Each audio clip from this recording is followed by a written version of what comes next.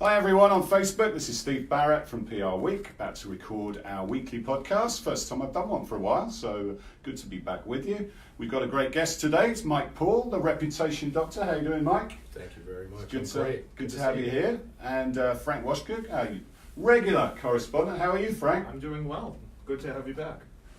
Do you really mean that? Yes. Of course. So we'll be broadcasting on Facebook Live and we'll start recording the podcast in a second or two. Please leave some comments, questions, try and be nice. Don't have to be snarky on social media. Let's keep this a pleasant zone. And let's get into it when I get the signal from Webmaster Sean behind the dials. Rocking a quite natty shirt today, actually. Thank you, Steve. Good to go, man, whenever you want. Hello and welcome to the PR Week, PRWeek's regular weekly roundup of everything that matters in the worlds of PR and communications. My name's Steve Barrett. I'm the Editor-in-Chief of PRWeek. And I'm going to guide you gently through the next 30 minutes as we record our weekly show in the company of my co-host, Frank Washkuch, News Director of PRWeek. How are you doing, Frank? I'm doing well. Thank you, Steve. Been a while since we've done one of these together. Yeah, so maybe we're a little rusty. I've missed you, pal. How have Really? you been? You mean that? Yeah. I'm taking your joke and I'm turning it back on you now. Yeah, no, I'm doing okay, thank you. And we're great guests this week. We've got Mike Paul, the Reputation Doctor. How are you doing, Mike? Thank you very much. I'm doing well. Good. I need a little coffee. I've been up a little early, but it's all Yes, working internationally, and the young baby, running up to 2 years old now. good. William is now 2.5, and as I mentioned earlier, Keeping Dad on his toes. starting to kick Dad in his butt when it comes to football or soccer, because I played in high school and college, but he's miles ahead of me at 2.5, I can tell It's you good that. to hear, mate, and it's good to hear that you're bringing up with the proper sport where you actually use your feet That's right. with the ball, you know, That's right. unlike the other one. But anyway, Well, that's Trini English roots that we've got going there. we've beaten that one to death on the podcast, and Frank is sick of me talking about it. So I've heard it once or twice. indeed. So we'll talk to Mike. We'll talk about the Oscars. Fascinating Oscars this year, and interesting stuff. Interesting films profiled. There's an op-ed on the site about diversity and investment, D&I. This is from Lynn Applebaum, PR professor at CCNY. We'll talk about that. Robert Kraft, been in a bit of spot of bother, much to the chagrin of one of our web digital gurus, Mickey Brown, behind the dials, big Patriots fan, who's now groaning and pointing at me as if he's going to punch me afterwards. Be And gentle. We'll talk about the Cohen testimony as well. Extraordinary week in politics. All around, well, every week's an extraordinary week in politics these days. So yeah, and anything else that catches our interest over the next 30 minutes. Mike, let's start with you. The Reputation Doctor, that is your nom de plume. We've seen you on TV regularly commenting on reputation and crisis issues, but it's also the name of your business as well. Why don't you start by just telling us how that all came about? How did the Reputation Doctor thing start? You used to be an actor and a model, didn't you, back in the day? I've seen on your Facebook page, mate, some very, flashy photos from back in time. Thank you. Many moons ago and a few pounds ago. Yeah, well, we're all in that boat, yeah. But thank you. So the Reputation Doctor first started as a nickname back in 1994. I had a corporate client that was a top 10 corporation globally that had a C-suite executive who the company and himself were both in crisis. Took a lot of crisis counseling to get him on board to a particular idea of doing things differently. And it was a big birthday party that I had after we had helped him through a major storm. And he, those big birthday cards that kind of are like, and it was Superman on the front, but it had a big X through it when I opened it up. And it was blank on the inside, which I thought was unusual. And he wanted to write a note. And very moving note, but within it he said, I want to give you a nickname that Superman's already taken, so you're my Reputation Doctor. And there were some drinks and cake and champagne being thrown around with about 70 people there, and throughout the night people said, Rep Doc, stuck. I had a friend that was in TV who said, the next time you do an interview, you should probably use that. That's a great nickname. So I had it as a nickname for many years, and it became a registered trademark for the old firm, MGP and Associates, before its assets got sold. And then my attorney, who also is a specialist in IP, said, "You want to protect it the best way, also make it the name of the company." Got it. So by my counting, that makes it 25 years old. If it's 94, this year is 25 years of the Reputation Doctor. Well, 25 years of the nickname. Yeah. But to be clear to people who are unsure, MGP and Associates was a firm I had for 19 and a half years. That no longer exists. The assets were sold off. And in February of 2014, we started anew, and this is the 5th year, just had the 5th year anniversary about a week and a half ago, of Reputation Doctor LLC, which is the current name of the firm, a new entity. And tell us about the type of work you specialise in. You talked there about high-profile individuals. That's something you specialise in. I guess it means often you can't actually talk about exactly who your clients are, but I don't know if you can mention a few people that listeners might know. But tell us about the sort of work that you do and hopefully who you've done it for. Well, the bread and butter, so first of all, this is now the second iteration of a virtual firm. In '94 was the first virtual firm, and now this is the second virtual firm, which means that I am the brand and I am the focus, but there are senior freelancers that work with me around the world. They're all senior counselors. They all have, on average, you can't work for my organization without at least 10 years of experience in the business. We have everything from former journalists to former government officials, former FBI, CIA, NYPD, state police, experts in videography, experts in audio, top photographers, those that work in digital advertising, those that work in digital production, who are working with me around the world. The great thing is when we walk into a pitch, I love when people say, "Oh, one-man shop, only you," and then suddenly 6 people walk into a pitch. Let's say we're going up against the #1 firm in the world, and suddenly you hear people say, "Who are those other people?" And that's the secret sauce. Yeah. Being very stealth-like. Our bread and butter is still corporate work, which pays the bills and is a great love of the organization. We love working with corporations. We also work with governments as well as with large NGOs, all of which have major issues and problems happening within them. And then, as you mentioned, about 35% of the work is with individuals. They could be a professional athlete, a celebrity in entertainment, an Olympic athlete, a wealthy individual. That section of our business continues to grow. Those who are having everything from privacy issues. If you're a billionaire, for example, and suddenly every picture and every email and everything in your life, quantitatively and qualitatively, is suddenly known to the world, that's a big problem. They have attorneys that are helping them with that. They have forensic accountants and other experts, data and digital experts that are helping them with that. But then they also have to be concerned about the brand because they own major corporations and holding companies, and then every family member has a brand. Mm-hmm. So you've seen a lot in the 25 years you've been doing this, 25 years plus, right? Mm-hmm. So give us an example of how something's changed in the past couple of years, a new case you might have seen or something like that. The biggest change that has happened in the business, especially on the crisis side, and we talk about social media and we talk about digital, but the speed in which any person with a smartphone could capture a wrong of any kind, and with this next press of a button, have it sent from here to China in half a second, is what's really changed the game. It's changed the news game in a significant way. Excuse me, I just came from something this morning where I was talking to someone high up in the news business, and they said, "Mike, you know, the noon news or the 4 o'clock news, we have to be concerned about something that's breaking at 6 a.m. and hope that someone is even going to watch those news broadcasts. 6:30, it's old news by that time." You see a lot of stories now on the 6:30 news on NBC, ABC, and CBS being led by direct social media grabs of the top audience picks of anything that might have been happening that day. Do you tell your clients that there's a certain amount of time that they have to respond to a social media crisis? Like, is it a half hour, 45 minutes? Do you put a time limit on it? No. No. We say it's quick. Yeah. And sometimes it could be within 5 minutes, and sometimes it can be 2 weeks. Depends on the given situation.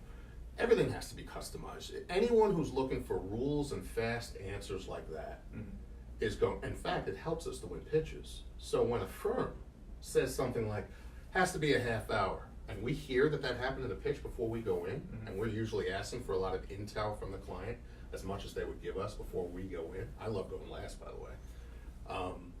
We use that against them. And we go through a scenario before we give our pitch and our ideas of what we just heard that someone else told them, so they can trust us more than that.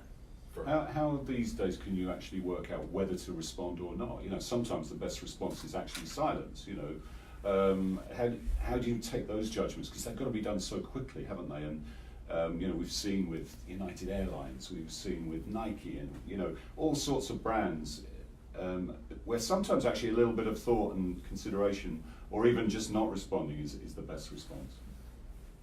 That's another example of something we use in a pitch. So my philosophy, as you guys have learned over the years, isn't necessarily a traditional philosophy. My philosophy is any opportunity you have to fill a void of information that many times reaches millions of people and has a value of a ballpark of $50,000 to $100,000 worth of value, and a lawyer or a general rule like that pops up that you shouldn't say anything. Here's an example of filling the gap.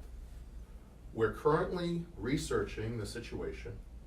We will be back to you soon with further information. If you don't say that, they're going to assume all You're kinds of ignoring things. them, yeah. Or Right? it's true. We are the contact for you to get in touch with, but we'll be in touch with you soon with more. That alone fills a gap. When the media and all kinds of other stakeholders and stock prices are going up and down, when they say, they're not ignoring you anything. And they're not saying that they're guilty by not responding either. They're taking the time to thoroughly investigate it and come back with an answer. And you can be even more direct than that by saying, we're not going to answer within 5 seconds just because you want to. We're not going to answer today just because you want to. We know that's part of your job, media and other stakeholders, to get the answer. We're going to do a thorough job for our client. We'll be in touch soon. Yeah, it's a good point. You didn't mention any clients then. I did not. No, are you going to? But I could tell you that, well, I'll give you an example. Tell us a story over the last 25 years of a notable client or something, an individual that you can talk about. I'll give you an example by saying this. There are clients that are in the Trump mess, we'll call it, that somehow have had mud splatter on them because in some way, shape, or form they've been associated with Donald Trump in business, for example, before he became president. We have several corporations that are involved with that. As a result of that, part of our job is to watch these hearings and analyze them and give feedback as to what could potentially be happening to our clients in the midst of it. There are names being brought up, there are organizations being brought up, there's information that's coming from it that is not only political, but it's affecting corporate brands and reputations. And we're not the only firm that's doing that, but we're in the mix. Yeah, we'll get into that when we talk about the Yeah. Cohen testimonies. Just finally, you had a short spell at Publicis, didn't you? I did. So talk us through that. That was very different, I would imagine, but a great insight into a holding company. What did you learn there? So I had an opportunity to put the business on hold. I've always been advocating for diversity and inclusion. A big job opened up within Publicis, the third largest advertising conglomerate in the world. And I hoped that it was the right fit. To be short and confidential, it was the wrong fit.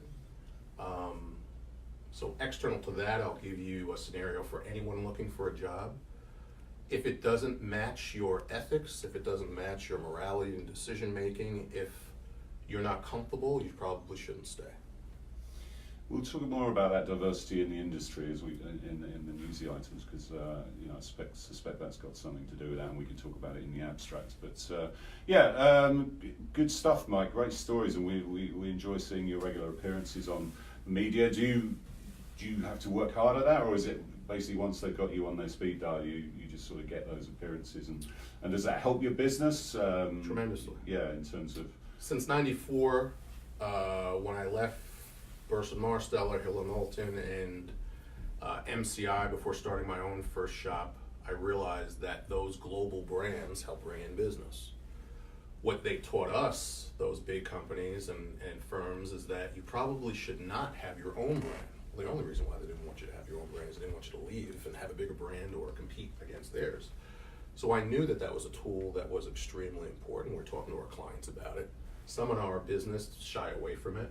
I think it's one of the biggest tools within the arsenal, because a potential client is able to look at video and read articles as I'm examining on the spot, like you guys are going to ask me today. How would you handle it? Mm.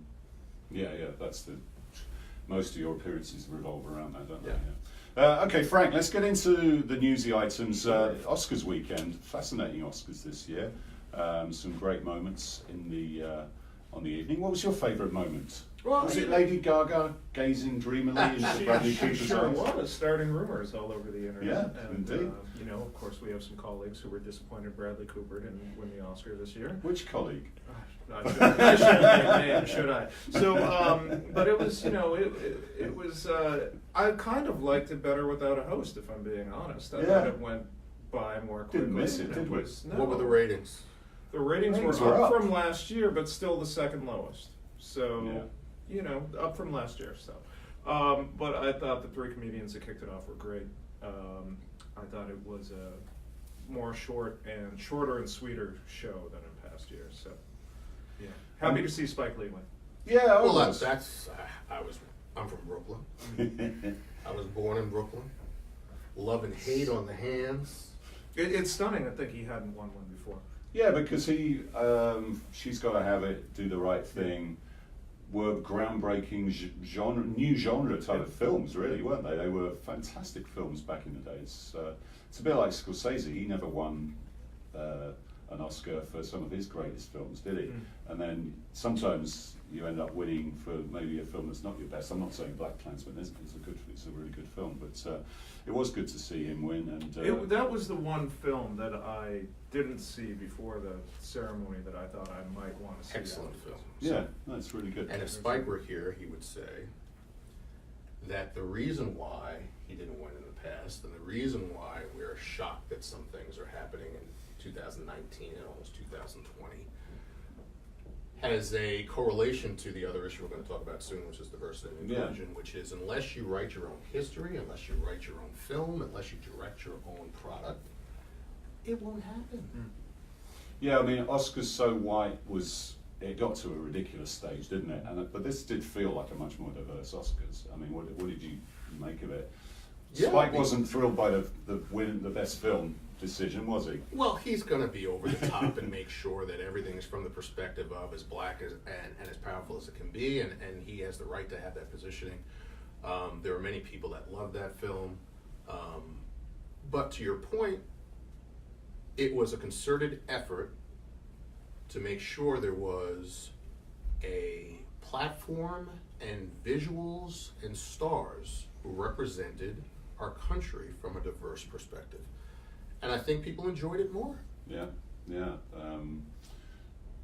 What's the name is escaping me? The Egyptian actor who won played Freddie Mercury. Rami. Yeah, Rami's great speech he might made be was about mispronouncing being his an name. immigrant and getting the opportunities in America and doing a great job on it. Including my colleagues here to Yeah, my left. absolutely. I thank you all for giving me the opportunity to spend that time with you, and I'm sure you're all thrilled as well. Frank, we did some stories about people, how the PR teams kind of set up and operate in that Oscars environment. It's quite interesting. Yeah. And you mentioned the CIA earlier. What do you think of their tweets? It wasn't exactly covert ops, was Would it? you have advised them to do that? No, I wouldn't. No. Okay. They were talking about it as being a recruitment thing, but I was just thought, is that really on Look, brand? we gave them their side of the story, and so, they made some interesting points, but I still think it came off flat, Yeah. especially on social media, for sure. Yeah.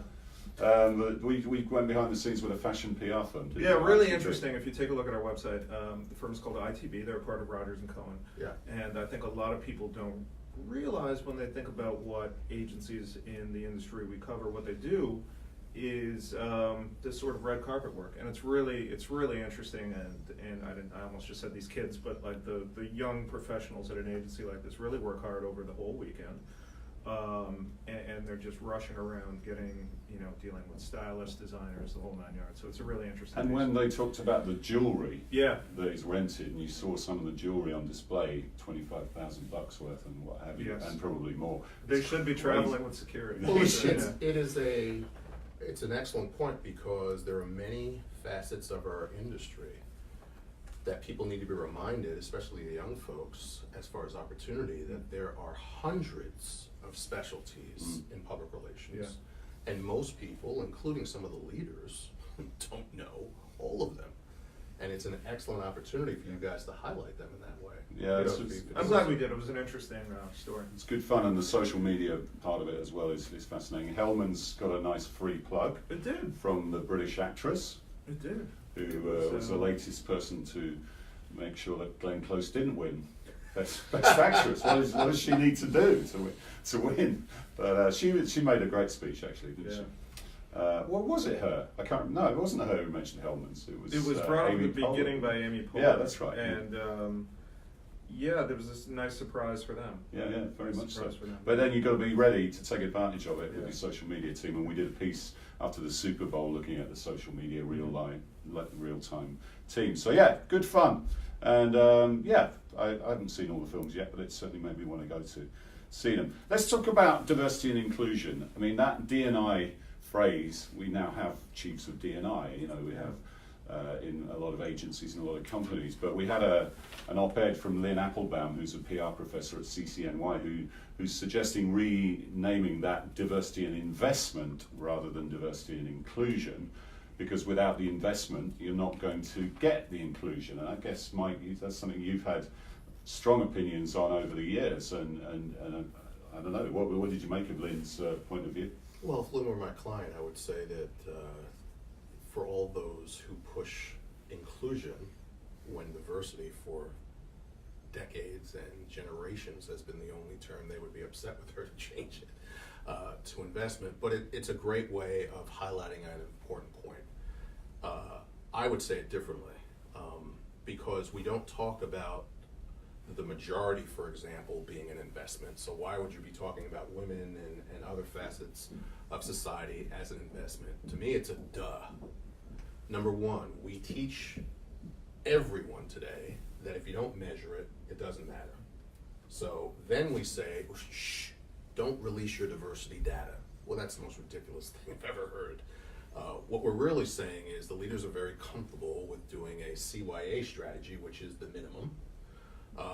If you started giving scholarship, for cover your ass, ASS. Mike, it's PG-13. And no, this is an important issue. If you care about young people and you care about the profession and you truly believe that the citizens, consumers, and stakeholders should be mirroring the communities in which you operate, right? Then we have a huge crisis in our business. I would tell everyone, and I have for more than 25 years that I've been on a pro bono basis talking about this issue and doing studies and PowerPoints and meeting with leaders of firms and corporations. Goes in one ear and out the other, unfortunately, over all these years, because we're still doing the same thing. Slightly better, but still basically. Don't you think things have improved, Mike? I mean, No, I don't. We spoke before about our 40 under 40 group, which is the next layer of leaders. And it's the most diverse group I've ever seen in my 9 years at PRWeek, and a fantastic group and really talented people who are going to be the next generation of leaders. If they stay in the business. That What is- we don't have a good track record of is retaining people that we're investing in because they don't make it to the top. When you say the business, are you talking strictly about PR or the greater marketing world? The greater marketing work. First of all, if you were to ask me, what's the best way to fix this? Number one, it's not going to come within our industry. There are major corporations who've been doing D&I for many years before this, and they're our clients. So if you really want to fix the problem, and we're smart people, so if you're not covering your butt and you're really thinking about a fix, right? You listen to your clients who 30 years ago had a D&I survey done, and 30 years ago were told, Dick Parsons at Time Warner, for example, I remember to this day, first came in as CEO and said, new rules. Everything's going to be measured. You're going to be more people that look like me here, and I want to know if there's anyone working in this company, I don't care if you're number 2 in sales in the world, he said, you're not going to work here. And then guess what? Suddenly you heard, did you hear? So-and-so who thought he was going to be here forever, mouthing off behind the CEO's back. I'm never doing that. So fired, gone, bye-bye. Not hearing any of that in our industry. You mentioned Dick Parsons over at Time Warner. What industries have done diversity and inclusion well, in your opinion? Has finance? I'd like to answer better? No. I'd like to answer it a different way. Mike, if you were looking for the best practices approach to D&I, where can we find examples? And the answer is, and I've showed it to you guys, and I've shown it to a lot of people, the McKinsey studies, 2 of them, have come back with how to build a corporation, right, the right way. And it said, from intern to board, you're seeking to put various things in place. And when you do, and there are some corporations that have, their studies came back and said, you make 1/3 more money. This isn't that. That's So business, it's a business, right? there's a business so when a case for CEO and a board hears you can make 1/3 more money, the only thing that should be stopping you is if you're a racist and you're prejudiced. Because if anyone told you as a CEO, I got a way that you can make 1/3 more money, you jump on it. Right. But to my question, Yes. what other industries have It's not done this industry better? wide. It's Yeah. corporation by corporation wide, and that's why I say to everyone, read the McKinsey studies. They are the Bible, in my opinion, but of doing this the right and way. I bring that up that way because if you read like the Bloombergs of the world and you read the business media out there, you read a lot about D&I initiatives in the finance world, for instance. Do you see those as being more effective? D&I in the finance world, based on my experience, and I've worked on some crises, and I've worked with some corporations, I've worked with some hedge funds, banks, major corporations in finance, who have among the worst as us advertising and PR in finance. Okay, there are some light bulbs, we call them. Look at something glow. There's 1 or 2 people or sprinkles within the industry that they point to. But there's nowhere close to, for example, those that are at the VP or above level within these organizations, or anywhere near, for example, the demographics of New York City. This is the capital of the capital. So when you tell a corporation that's on Wall Street, that's the backbone of this entire state, not just the city, if you understand economics, right? This city has almost 3/4 people of color. They're graduating from college for decades. You can find, don't say you can't find any. There are people graduating in finance from NYU, Baruch, every school. There's more than a dozen colleges right here. If you have a passion for diversity and inclusion, like a firm like Verizon, I remember being in the 90s at a meeting, we talked about Dick Parsons, Ivan Seidelberg, white Jewish guy from Brooklyn, who told the story about playing stickball with his friends. And he put a picture up of who his friends were. He was the only white guy there. And he said, similar to Dick, new rules. We are based here. We have smart people in this region. We're going to build this company from the ground up here and making sure that diversity is a big part of it. Now, today, Verizon is at the cutting edge of diversity and inclusion. You don't look for the PR division.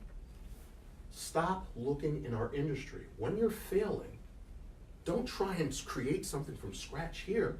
Look at excellent examples for decades who've been doing it the right way. So when you hear a CMO from Verizon say, this is what we've been doing for more than 25 years, you need to listen. If that's your firm, you guys should hold them accountable and say, who has the global account for Verizon? Who has the national account for Verizon? What are all the PR firms that work for Verizon? Hold them accountable, put a microphone in front of their face and say, what are your numbers? Well, the clients do have a role to play because they can make it a condition of working with them. And Verizon's doing has that. done. Toro Neptune was at Verizon, he's gone to Lenovo. Yes. He's doing that at Lenovo now. We've seen Antonio Lucio at HP doing it. That is surely when, do do you agree that the client side of the PR profession is more diverse than the agency side? That's always Yeah, been, but seemed when to we be- say the client side, I like to describe it as corporations. Some Yeah. people call them marketers, the Companies, corporations, yeah, businesses. yes, the businesses have been doing it better than us for decades. Any CEO, every one of them in the top 20 firm understands that.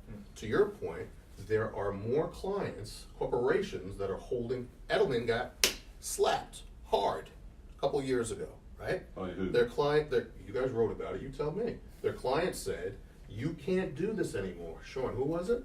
It was HP, wasn't it? That was HP. HP, USAA, Verizon, P&G, Lenovo. There's more than a dozen corporations that we have as examples now that are doing some great things. Stop looking for the rules within our industry. Use the corporate clients as the examples because they're doing it much better than us. And if you truly want to have change, you need to do more of what you're doing. So I guess then the question is, you mentioned this handful of corporations that are doing this. Why aren't more corporations doing this? Because you want to be honest about the answer? Here's the honest answer.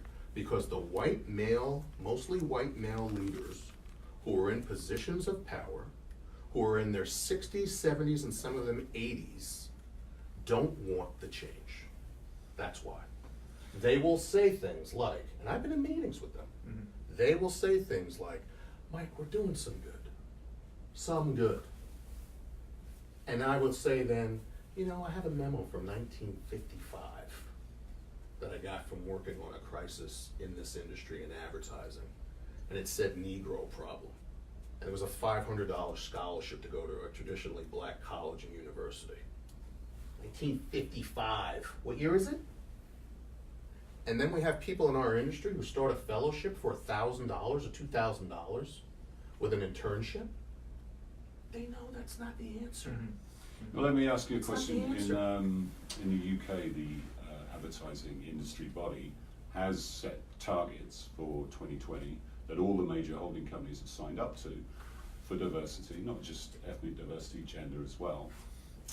That the companies in the States won't do that because they fear getting sued, I assume.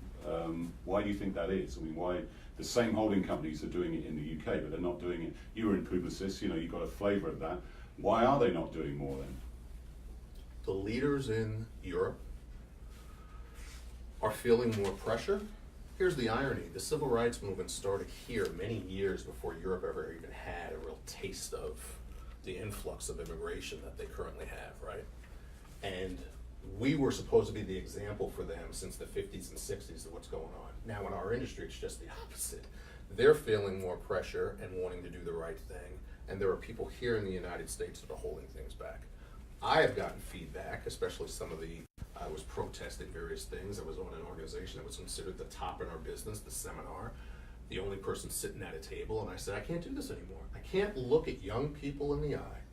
I can't talk to friends who are mid-level or about to be senior level, who are fully qualified, and hear the excuses and the lack of solutions with very intelligent people who have the ability to put the solution on the table, who don't have the intestinal fortitude to do the right thing. Any conversation in our business or any conversation in any sector of society that talks about diversity and inclusion, and 95% of it is entry-level people, it is insulting to those people who have been struggling for many years, who are stuck in the middle.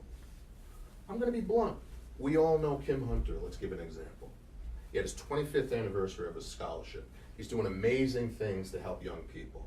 It is still a relevant question to ask Kim. Kim, after 25 years of multiple millions of dollars of money that came in, how many of those people 25 years later are running an organization within the top 20 firms, are running an organization within the corporations? The answer is none. None. We're coming up to our Zero.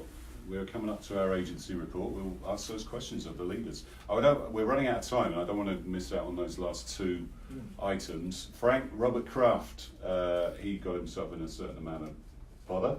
You could say that. He got himself in an uncomfortable The owner of the situation in New England Florida. Patriots, of course. Yes, turns out he has been accused of visiting a house of ill repute, shall we say, in Florida the day of the AFC Championship. He has pled not guilty to the charges in Florida, but a high-profile guy in a situation he'd rather not be in. So what would you be telling him, Mike? This is a great example of the difference between the court of law and court of public opinion. So he's already been tried, some would say. There's still more to be had in the court of public opinion. People had an opinion instantly when he got arrested. Then they learned that he was doing some of these nasties closer to some of the playoffs and other things. There's potential repercussions as an owner in the NFL. There's a morality clause that an owner has as well as a player. Ironically, the owners pushed for that. I was involved with it. To make sure that players are held accountable to say, we too. There's some players that do some things that are unsavory. So the question is, will he have a penalty? Yes, he will with the NFL. But most important, does he have an attorney now who says, look, I don't care what's happened in the court of public opinion. What do you think the penalty is going to be?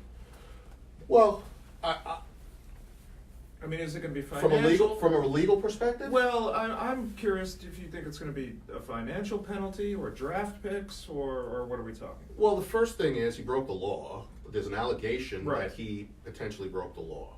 So his attorney thus far is saying he's pleading not guilty, and they're going to have to prove it. So if they prove it with a videotape that it's him, he's going to have a criminal penalty and potentially a civil penalty in the league in which he works. A videotape I prefer not to see, actually. Well, me either. I think there's going to be repercussions. But what would your advice be, Mike? We're running out of time. My advice to him would be that it's better for him to tell the truth and say, look, this is something I did. I'm not going to do it again. I'm embarrassed that it happened. I'm embarrassed that there's a videotape potentially of me, if he knows that there's a videotape, and to take accountability for his actions. Talk to his wife, or talk to his girlfriend, talk to his family, make sure that whatever it is, that he is comfortable moving forward. Because he's going to have this question during the season that's coming, and others if he simply says it wasn't me, and then he gets busted for it. Yeah, so that's the number one tenet, isn't it, really, of reputation, is being truthful. We're getting some t-shirts made for the firm. You know what the phrase is going to be? Go on. Own your blank. Blank. SH, exclamation point T. Okay. We keep blanking out words today, Good, don't we? good, yeah, we good advice from the reputation doctor. Let's talk about the Cohen testimony, Frank. Yeah. What did you make of it? President Trump's We're former doing this in 2 minutes, by the way. I did my This story. best to talk really quickly. Testified in front of the House yesterday was Michael Cohen, and basically accused the president of being a racist, a con man, an unsavory individual, all of the above.